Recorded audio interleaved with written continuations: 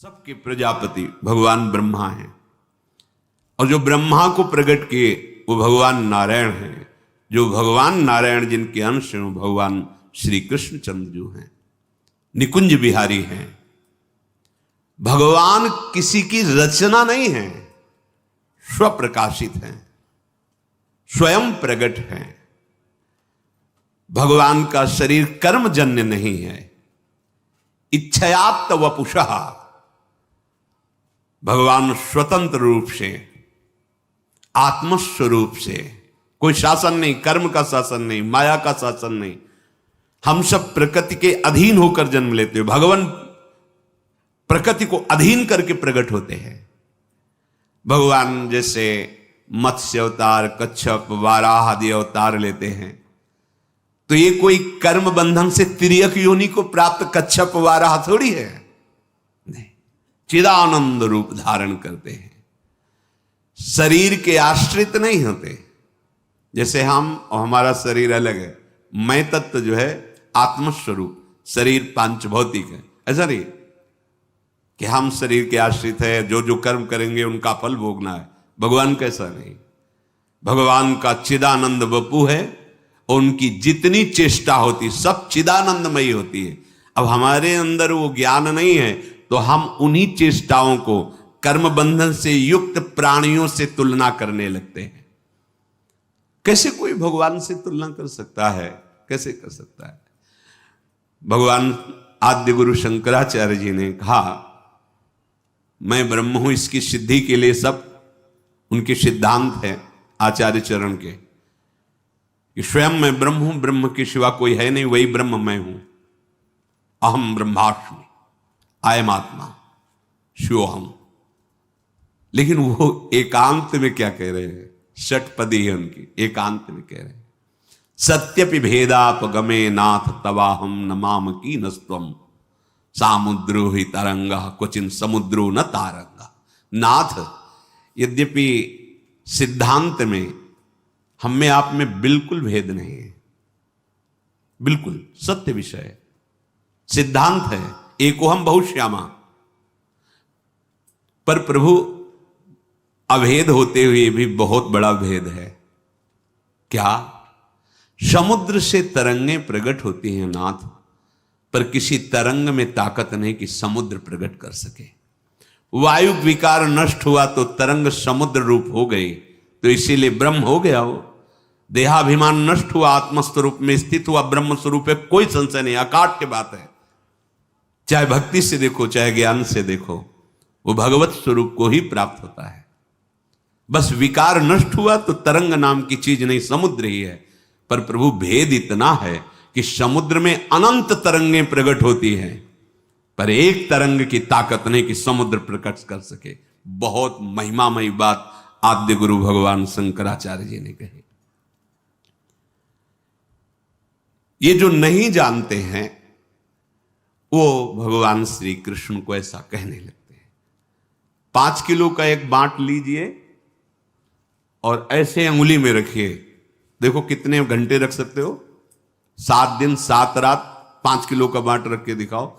21 kilometre में फैले हुए गिरिराज जी को हमारे सरकार 7 वर्ष की अवस्था 7 दिन 7 रात ऐसे कहीं भगवान की समानता कर सकते हो? उनकी बाल लीला देखो। अभी 6वां दिन है, छठी का दिन है, उत्सव मनाया जा रहा है। देवता कांपते हैं जिससे ऐसी बलशाली है पूतना। कंस के आग्रह से वायु ही थी, उसको सेवा मिली थी ब्रजमंडल में, जितने 10 दिन के अंदर प्रकट हुए बालक है सब मार दिए जाए। बड़ा उत्सव बाबा के दरबार में मच रहा था, लाला का छठी उत्सव मनाया जा रहा, सब ब्रजवासी। तो भगवान ने सोचा है और किसी के घर जाएगी तो हमारे सखाओं को बाधा पहुंचाएगी। उसके मन में एकदम प्रेरणा हुई कि ये सब उत्सव मनाने जाते हैं, जिसका पहले उसी को मारें फिर अन्य सबको। सीधे वाह जी, इतना सुंदर रूप रखा कि मैया यशोदा और रोहिणी मैया ने तो समझा कि साक्षात लक्ष्मी जी पधारी हैं अपने प्रीतम के दर्शन करने के लिए। साविस्तम, ऐसा सुंदर रूप। नूपुरों की झनकार करती हुई अंदर प्रवेश कर रही, किसी की हिम्मत नहीं कि पूछ ले तुम कौन हो, कहां से आए हो। सब रास्ता देते चली जा रही। शायद अगर पूछती, रोकती तो कुछ राक्षसी पना दिखाती, पर अवसर ही नहीं मिला।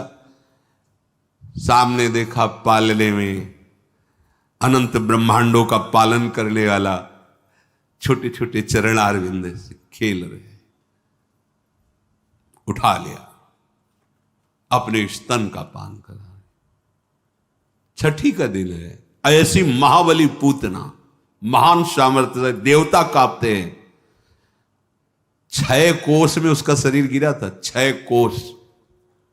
ब्रजवासी जैसे कोई बड़ा पेड़ नहीं, जैसे कई ब्रजवासी लग करके ऐसे कुल्हाड़ से काट काट के उसके शरीर, और दिव्य सुगंध निकल रही, क्योंकि भगवान का स्पर्श हुआ, भगवान ने स्तन, और उसको जो मैया यशोदा को गति, वो उसको गति। कर सकते हो? कैसे तुम तुलना कर सकते हो?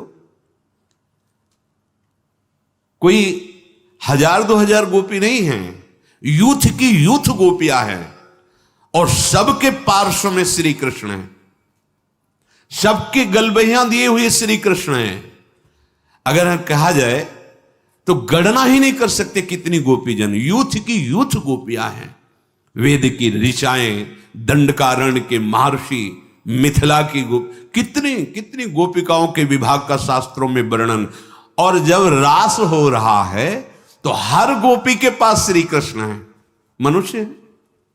हर गोपी की बाहु में अनंत ब्रह्मांडों के स्वामी श्री कृष्ण है। सबको अनुभव हो रहा है, मेरे पार्श्व में मेरे प्रीतम विराजमान। अनुभव नहीं है साथ, कहां कितना उनकी लीलाओं को धैर्य से सुनो, तुम्हारी बुद्धि पवित्र होगी तो समझ में आने लगेगा। प्रकृतिम स्वामधिष्ठाय संभवामि, भगवान प्रकृति को अधीन करके प्रकट होते हैं। हम सब प्रकृति के अधीन होकर पैदा होते हैं। सामान्य प्राणी प्रकृति के परवश होकर जन्म लेता है, प्रकृति के आश्रित होकर कर्म करता है।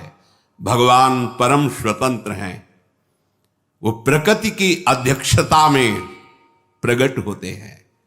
मूढ़ लोग प्रभु के अवतार के रहस्य को न जानकर, प्रभु को मनुष्य शरीर मानकर धारणा क्या बनी हुई है, क्या बनी हुई? क्या तुम स्त्री शरीर के समीप रहकर काम विजयी हो सकते हो? तुम्हारे अंदर यह भावना रहेगी कि ये स्त्री मैं पुरुष हूं, क्या इस भावना से रहित हो सकते हो? और जो महापुरुष हो गए हैं उनकी मैं 7 दिन 7 रात्रि तक 9 युवतियों द्वारा परमहंस श्री सुखदेव जी जनक जी के महल में सेवित हो रहे, हर समय दिगंबर रहते थे सुखदेव जी। क्या हुआ? रोज सूचना पहुंचती थी, बोले जैसे आए थे वैसे ही है। अरे जिनका नाम लेकर, जिनके चरणों का ध्यान करके ऐसी परमहंस स्थिति होती है। ठाकुर हरिदास जी के बाद 3 दिन वैश्या, क्या हुआ? अरे जिनका नाम लेकर भक्तों की ऐसी स्थिति होती है, उन भगवान में कहीं काम भाव होगा? उन भगवान में कहीं किसी शरीरों के श्रृंगार या स्पर्श से सुख होगा?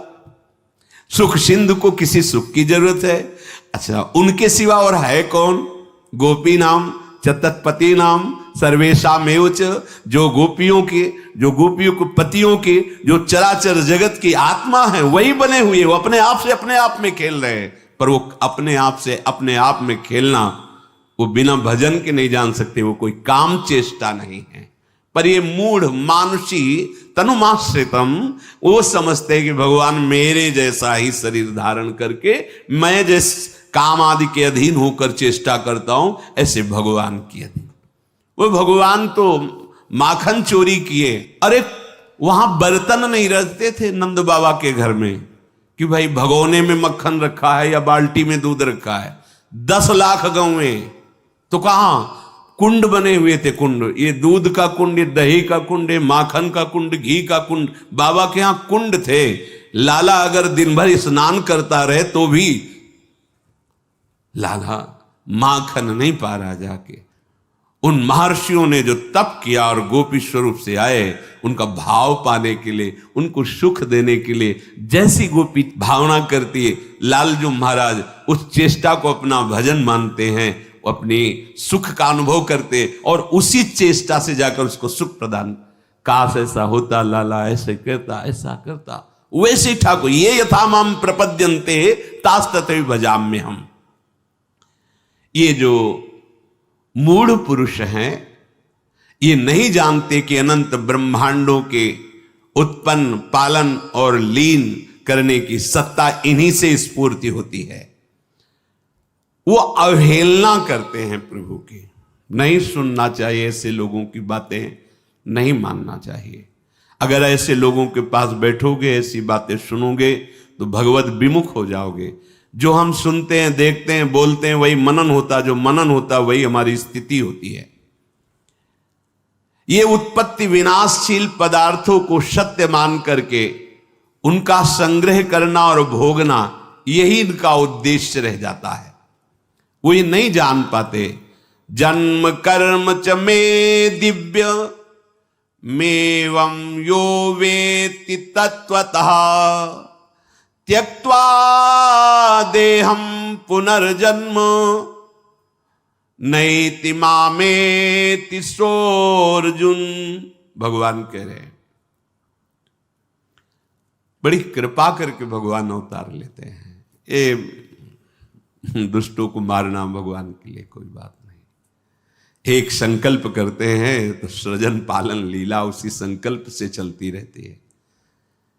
अनंत ब्रह्मांडों का सृजन निमेष में, उनके लिए बोले कंस को मारने के लिए भगवान का अवतार हुआ, रावण को मारने के लिए भगवान, जिनकी एक इच्छा मात्र, एको हम बहुश्यामा। कैसे कैसे ये केवल अनुग्रहाय भूतानां मानुषम देहिमास्थिता भजते तादृशी क्रीडा या श्रुत्वा तत्परो भवेत। भगवान कृपा करके अवतार लिए हैं, जो उनके प्रेमी जन हैं उनको सुख प्रदान करने के लिए, जो भूले हुए जन हैं उनको ऐसी लीला जिसका गायन करके, श्रवण करके परम पवित्र हृदय होकर उनकी प्राप्ति कर ले। भगवान की लीला गायन श्रवण से जैसी पवित्रता प्राप्त होती, ऐसे और किसी साधन से नहीं। कि रत्नावती जी ने केवल भगवान की महिमा सुनी, लीला सुनी, महान भागवत भक्त भूप कहकर उनको नाभाजी ने संबोधन किया। मथुरा की ब्राह्मण पत्नियां केवल भगवत चर्चा सुनी, उसके प्रभाव से भगवत साक्षात्कार हुआ। भगवान कृपा करके अवतरित होते हैं, ऐसी लीलाएं करते हैं जिनको हम गा करके, सुन करके, चिंतन करके भगवान की प्राप्ति करते हैं। इसलिए भगवान कह रहे हैं, जन्म कर्म च मे दिव्य। भगवान के जन्म कर्म दिव्य हैं, हमारे पार्थिव हैं। भगवान जन्म मृत्यु से सर्वथा अतीत है। वैसे जो भगवान के स्वरूप का वर्णन है, भगवान ही कह रहे हैं, अजोपि सन्न्यव्ययात्मा भूतानामीश्वरोऽपि सन् प्रकृतिं स्वामधिष्ठाय संभवाम्यात्म मायया। मैं अजन्मा हूं, मां के गर्भ में नहीं जाते भगवान। जैसे देवकी मैया या कौशल्या मैया अनुभव होता है, ना होने पर कितना नानात्व का अनुभव हो रहा है। अरे एक स्वप्न में देख लो, न कोई वस्तु होती है, न व्यक्ति होता है, न कोई प्रिय होता है, न कोई अप्रिय होता है, लेकिन सब कुछ होता है। इस जगत में एक प्रभु के सिवा कुछ नहीं है। लेकिन देख लो, सब दिखाई दे रहा है, क्या है? ये माया है। उसी भगवान की माया से ऐसा अनुभव होता है कि मेरे गर्भ है, पर भगवान गर्भ से नहीं प्रकट होते। भगवान बाहर प्रकट जहां भी अवतार हुआ देख लीजिए आप। कंस कारागार में भगवान पहले अपने स्वरूप में प्रकट होते हैं, चतुर्भुज परमेश्वरशाली महामहिम, स्तवन करते हैं वसुदेव जी, देवकी जी। फिर कहते प्रभु आप इस स्वरूप में नहीं, आपने कहा था कि मैं आपको आपके वात्सल्य भाव का सुख देने वाला रूप धारण करूंगा। पर प्रभु जब आप वो रूप धारण करेंगे मुझे भय लग रहा है कि कहीं कंस कोई अमंगल ना कर दे। भगवान देखते देखते बालक बन गए। ऐसे ही चक्रवर्ती सम्राट महाराज दशरथ जी के महल में भी कौशल्या जी के सामने भगवान पहले अपने स्वरूप में प्रकट हुए, फिर माता मुनि बोली सोमति डोली तजहु ताते रूपा कीजय शिशु लीला अति प्रीशीला सुसुख परम मनूपा। तो सुनि बचन सुजाना रोदन ठाना होई बालक। ऐसा नहीं हुआ कि भगवान जैसे अपने गर्भ में रहते हैं 9 महीने फिर प्रकट होते हैं, ऐसा नहीं। भगवान प्रकट होते हैं। माता ने स्तवन किया कि आप शिशु लीला का वरदान दिए थे कि आप हमारे ये सौभाग्य कि आप हमारे पुत्र हो, तो आप उसी रूप में आओ। सुनि बचन सुजाना रोदन ठाना वही बालक स्वरूपा। उसी समय भगवान बाल स्वरूप हो जाते हैं। यद्यपि भगवान करे अजोपि सन्य व्यय आत्मा, मैं अजन्मा हूं, अजह अजन्मा हूं, अव्यय आत्मा, मैं अविनाशी हूं, फिर भी अपने भक्तों के लिए, संपूर्ण प्राणियों के परम कल्याण के लिए मैं अपनी प्रकृति को अधीन करके प्रकट होता हूं, देह धारण करता हूं। जब तक हम भजन नहीं करेंगे तब तक भगवान की लीला, भगवान की महिमा को हम नहीं जान पाएंगे, क्योंकि हमारी इच्छाएं तो अभी भोगों में है। जहां इच्छा है वही ममत्व है, आसक्ति वही चिंतन है। कैसे जान पाएंगे? जब तक उनका चिंतन नहीं है तो कैसे जान पाओगे? संसार का चिंतन करने वाला हृदय कभी भगवदानंद का अनुभव नहीं कर सकता, और जो भगवदानंद का अनुभव करने वाला, अनन्य चिंतन करने वाला, उसकी दृष्टि में संसार होता ही नहीं है। वहां केवल प्रभु होते, केवल प्रभु, वासुदेवा सर्वम, केवल भगवान। ये ऐसा जैसे आपको दिखाई दे रहा है तो लगता है भावना करनी होती है, ये प्रारंभिक है ही नहीं कोई, केवल प्रभु ही। देखो गोपीजन करे जित देखूं तित श्याममयी, श्याम ही श्याम, जड़ चैतन्य कछु नहीं दिखत, जित दिखत तित श्याम खड़े।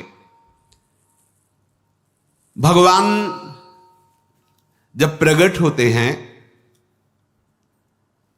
तो लीला ऐसे ही करते हैं कि कोई विवेकवान भक्तिवान ही भगवान को समझ पावे, नहीं तो जैसे सत्राजित पधारे ना, तो सत्यभामा के साथ भगवान भी रो रहे थे, बड़ी विपत्ति आई, हमारे ससुर पधार गए, वैसा ऐसा। लीला, ऐसी लीला करते हैं कि ये लगेगा कि भगवान है भला। हमें तो बात जाने दो, गरुड़ जी को नागपाश में बंध गए, मुझे छुड़ाना पड़ रहा है। इसीलिए इनकी शरण में रह के इनसे प्रार्थना करता रहे कि कभी हमारे नेत्रों में आपकी माया का पर्दा न पड़ने पावे नाथ। भगवान की लीलाएं अलौकिक हैं। भगवान का चिदानंद धाम है, जहां अनादि अनंत, अनादिकाल से अनंत काल तक उनकी चिदानंदमयी लीला होती रहती है। उन्हीं भगवान को सर्वांतर्यामी रूप से निराकार भाव से उपासना की जाती है। जब अवतार लेते हैं तो सगुण साकार। इसीलिए हरिराम व्यास जी और बड़े बड़े महापुरुष कहते हैं निर्गुण सगुण ब्रह्म ते न्यारे, दोनों से विलग, क्योंकि इन्हीं से है वो हमारे बिहारी बिहारिंजू, जो नित्य वृंदावन चिदानंद धाम है। ये अपने महल में विराजते हैं बिहारी बिहारिंजू, और इन्हीं के अंश से सब ये लीलाएं होती रहती है। अब यहां से जब अवतार लेते हैं ब्रजमंडल में, तो यहां 2 अवतारों की लीला आती है। एक भगवान के ईश्वर अवतार जो कंस कारागार से नंदालय में पधारते हैं, और एक निकुंज से जो अद्भुत रास विलास लीला करते हैं। अगर ये रास विलास लीला भगवान नारायण की होती तो ध्रुवदास जी ने वर्णन किया है, शिव श्रीपति यद्यपि ललचाही मन प्रवेश तिन उनको नाही, निगमागम की कौन चलावे महाविष्णु के मन नहीं आवे, या रस को तवही अधिकारी कृपा करें जब राधा प्यारी। अगर रसिकों की वाणी का आपको परिचय नहीं है तो आप केवल पुराणों से, सिद्धांतों से नहीं समझ पाएंगे, क्योंकि उसके आगे जिसे वेद कहता नेति नेति, उसके आगे रसिक जनों ने जो स्वाद लिया है, जो देखा है, वो यहां वेद रसकन की वाणी, श्री वृंदावन धाम इष्ट श्यामा महारानी, तब ये आंतरिक रहस्य समझ में आता है। गीता में भी भगवान जी ने कहा कि अनन्य भक्ति के द्वारा ही मैं संपूर्णतया जानने में आता हूं। कोई तप यज्ञ आदि के द्वारा मेरे संपूर्ण रूप को नहीं जान सकता। अनन्य भक्ति अर्थात प्रेम के द्वारा ही मैं पूर्ण जानने में आ जाता हूं। संपूर्ण प्राणियों के भगवान शासक हैं, ईश्वर हैं, पर वो अवतार लेते हैं, छोटे बनते हैं। जैसे अर्जुन जी के साथ हैं, पर वो जान पा रहे हैं कि ये महामहिम विराट यही हैं? नहीं जान पा रहे। भगवान वो दृष्टि प्रदान करते हैं अर्जुन जी को। ओ अर्जुन जी जो रूप देखते हैं अब भगवान का तो कांप जाते हैं। वही भगवान जिससे हास परिहास करते हैं, हे कृष्ण हे सखे ऐसे कहकर वार्ता करते हैं, वही भगवान जब अपने विराट रूप का वही हैं, विराट रूप लिए बैठे हैं, सारथी बने, पर क्या कभी देख पाए? जब भगवान ने उनको दिखाया तो कांप गए।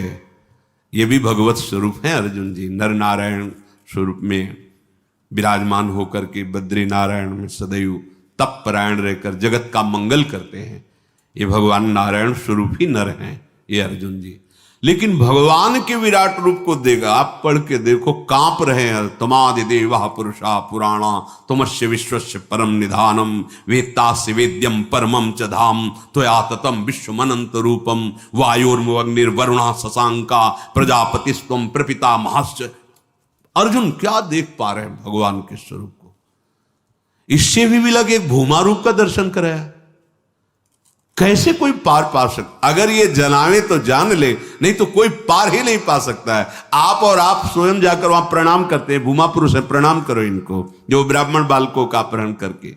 ये भगवान अवतार के समय अपनी शक्ति को छोटे से छोटा करके, जितना जहां जैसी आवश्यकता है, वास्तव में यही भगवान की भगवत्ता है कि जो अनंत ब्रह्मांडों का शासक है वो अर्जुन के घोड़े हाँक रहा है। अर्जुन की आज्ञा, मेरा रथ है केशव ले चलो, दोनों सेनाओं के मध्य में खड़ा करो, भगवान को आज्ञा कर रहे। जैसा जैसा भाव भगवान पर किया जाता है वैसा ही अनुभव कराते हैं। सतोगुण रजोगुण तमोगुण, इन तीनों गुणों से अलग भगवान शुद्ध स्वरूप से प्रकट होते हैं। कोई रंग ही नहीं है जिससे, कल एक बच्ची पूछ रही थी, प्रिया जो कितनी गोरी हैं और श्याम सुंदर कितने काले हैं। गोरी प्रिया भी चकोरी की तरह जिन्हें देखती है ऐसे श्याम सुंदर है। नंद के लाल हरियो मन मोर, कौन बोल रही? हमारी स्वामिनी जी, जिनके रूप का वर्णन करने के लिए उनकी सखियां कहती तेरो रूप कहत नहीं आवे। प्यारी जी कैसी कोटि कोटि रसना जो रोम रोम प्रति होए, प्यारी जू के रूप को न प्रमाण कहे जाए। चाहे स्वामी जी बोले, चाहे हित जी बोले, चाहे ध्रुवदास जी बोले, जितने रसिक महापुरुष, ऐसा रूप प्यारी जी चकोरी की तरह देखते हैं। थे कहत चहत प्रीतम दिसी बदन चंद्र मनो त्रसित चकोरी। आप देखो ऐसे हैं काले श्याम सुंदर कि गोरी प्रिया जो के नेत्र चकोरी की भांति उनके रूप लावण्य मिले। ऐसे मत समझना कि श्याम सुंदर काले जैसे है, ऐसे नहीं है। मुनि मन मोहन, विश्व मन मोहन, मदन मन मोहन और सुमन मन मोहन।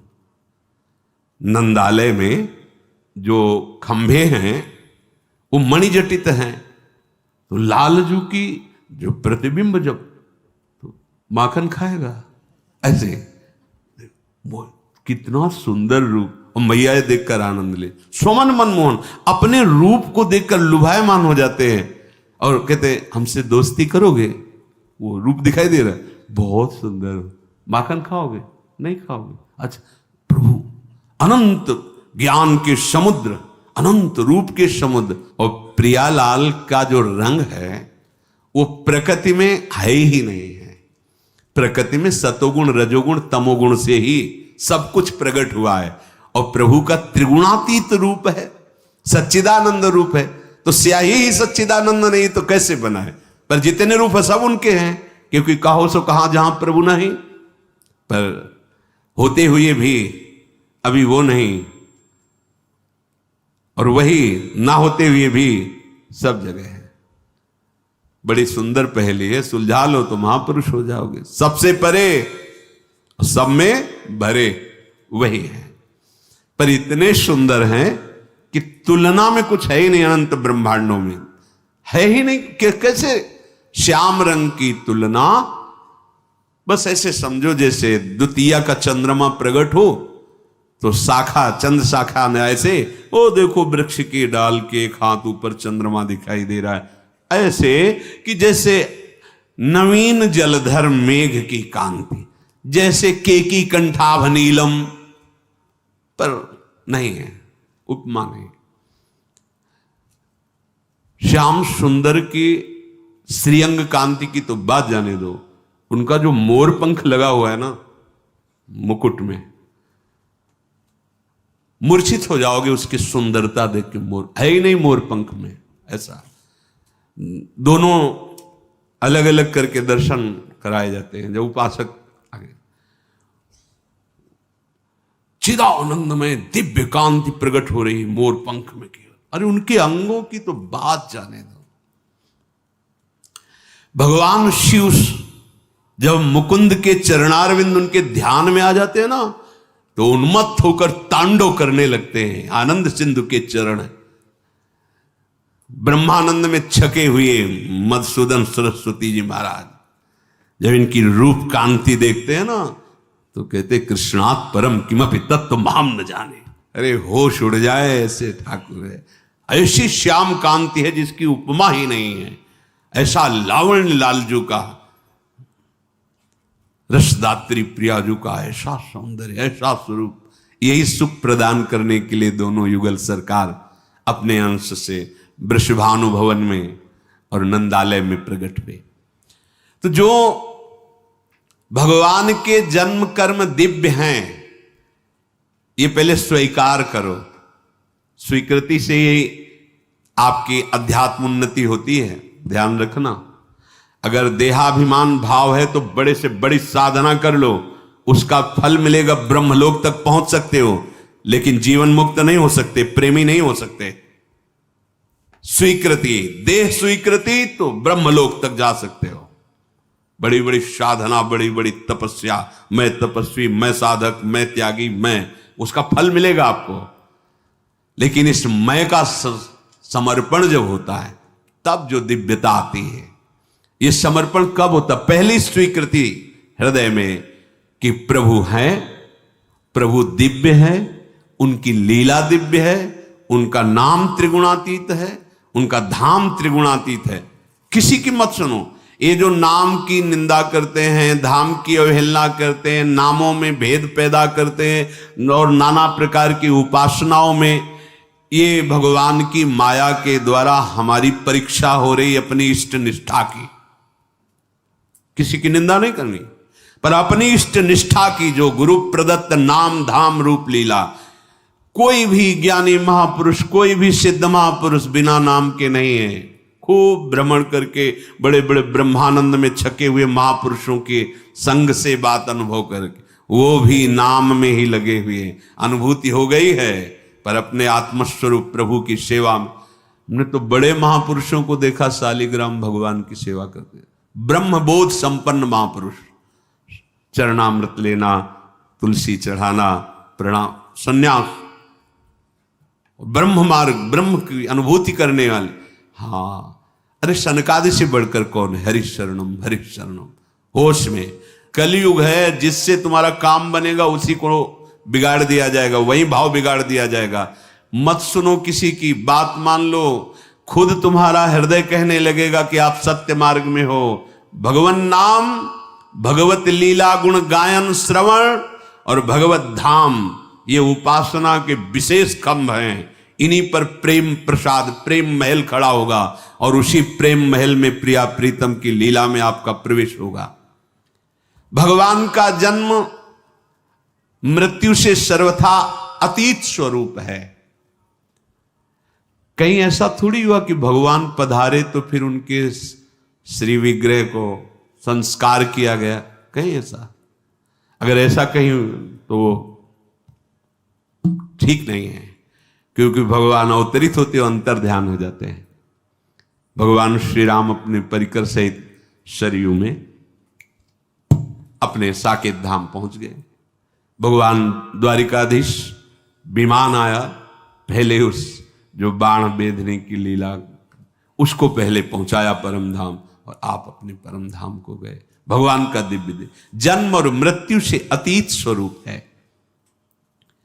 कृपा पूर्वक मात्र जीवों का हित करने के लिए स्वतंत्रता पूर्वक मनुष्य रूप या और रूप, वाराह, मत्स्य, कच्छप आदि, नरसिंह आदि, ये रूप धारण करके लीला करते हैं। उनका जन्म कर्मों के परवश नहीं होता, वे अपनी इच्छा से शरीर धारण करते हैं। आत्म स्वरूप से प्रकाशित होने वाले प्रभु जो स्वयं प्रकृति को वश में करके ही जन्म लेते हैं, जो स्वयं नारायण के अंश हैं, वे प्रभु श्री कृष्ण हैं। आशा है आपने पूज्य महाराज जी की बातों को ध्यान से सुना होगा और हमारे नटखट नंदलाल गोपाल के बारे में कुछ और जाना होगा। जय श्री कृष्ण।